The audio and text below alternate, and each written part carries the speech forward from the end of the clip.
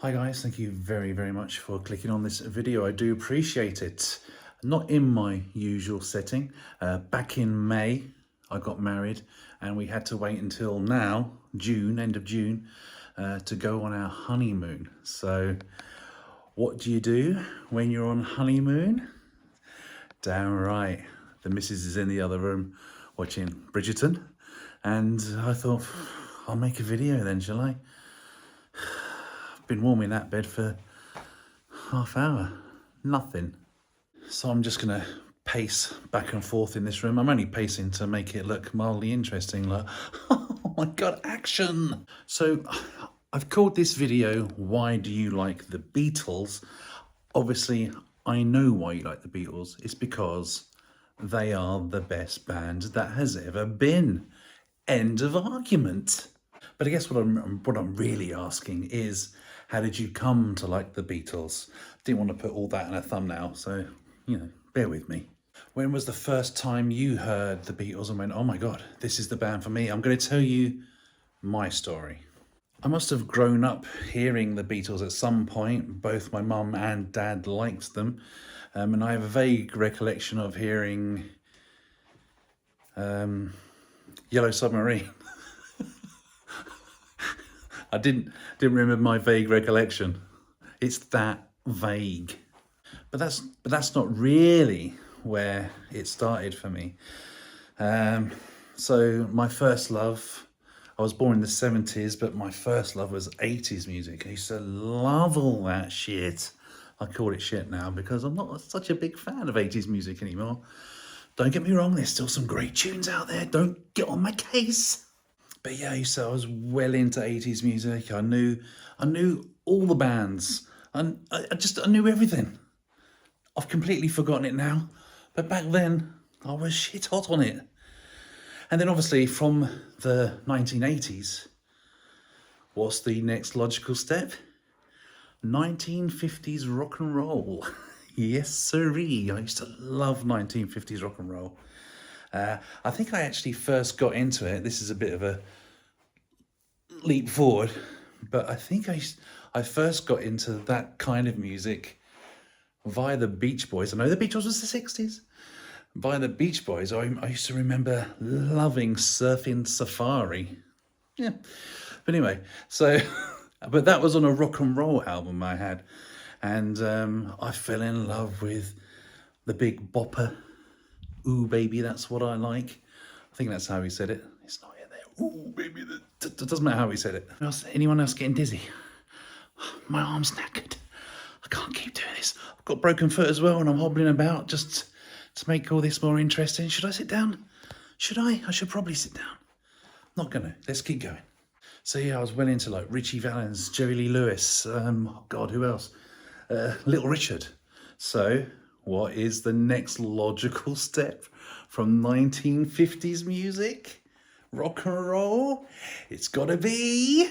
That's right, rave music. I got really into rave music, into dance music. Loved it. Absolutely loved it. And I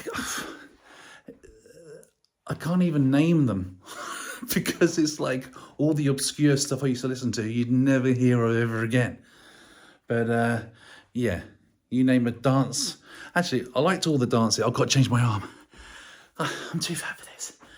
I'm too fat. Arm's changed. Oh God. Whew. Yeah. So I liked this. Okay, so there's loads of famous dance tunes out there. Of course, I liked all them. Bizarre Inc. I wouldn't call them rave per se, but yeah, I used to love all that. Loved all that. And obviously I love The Prodigy, still love The Prodigy to this day. But I liked, I remember there was this rave scene, I think it was called Rainbow. It's a very vague memory. But there was one rave track by a group, don't know if it was a group, could have been just been a person, called Acen, A-C-E-N. And it was called Close Your Eyes. It was Close Your Eyes. That's a faithful rendition of how it goes. And within that track, whilst it's all going...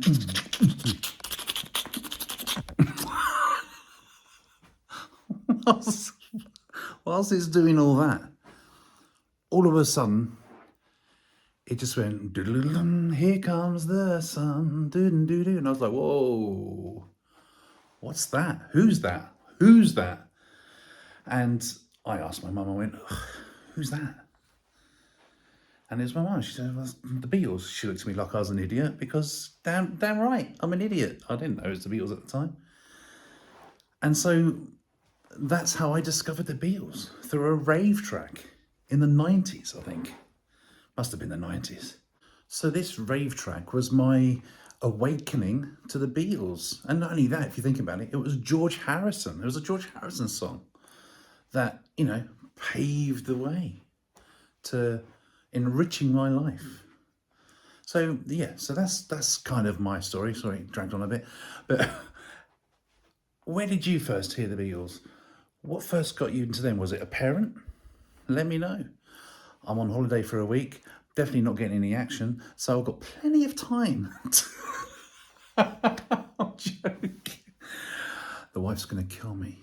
She's actually going to kill me. So yeah, please do comment, even, yeah, hey, make your own video and tag me in it or whatever you do on YouTube, and so I can watch your story. I'll be most interested. Mostly. No, I will. That's why I'm making this video. Yeah, let me know. Oh my God. I must have walked a mile. You only see like, what, 4 minutes of it? How long's this video? I don't know. I've walked about 5 miles in this little room. It's all right. I'm okay.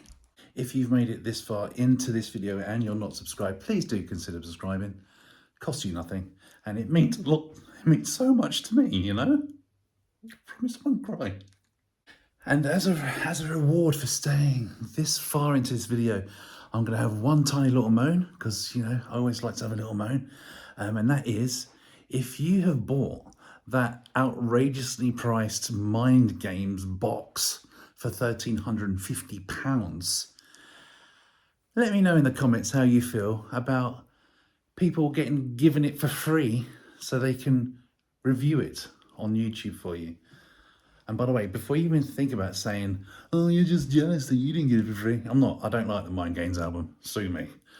I'm just, I would just be livid. That's a lot of money to pay only for somebody else to get it for free. Just saying.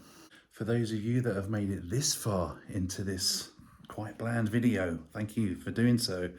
We're going to play a little game. I want you to comment in the comments, obviously, sweet or meat. I'm going to say a word and I want you to tell me if I'm referring to the sweet or the meat, and comment down below what you think it is. I'm totally nicking this idea from Ian Lee, great radio presenter here in the UK. I don't think he does it anymore. I've not heard him do it anymore, so I'm having it. So here we go. In the comments, am I referring to the sweet or the meat? Here we go. I've got plenty of light on me. Mince. I will let you know what I said at the end of the next video I make, where I'm just walking around a room. Oh God. Must have got my steps in. Must have.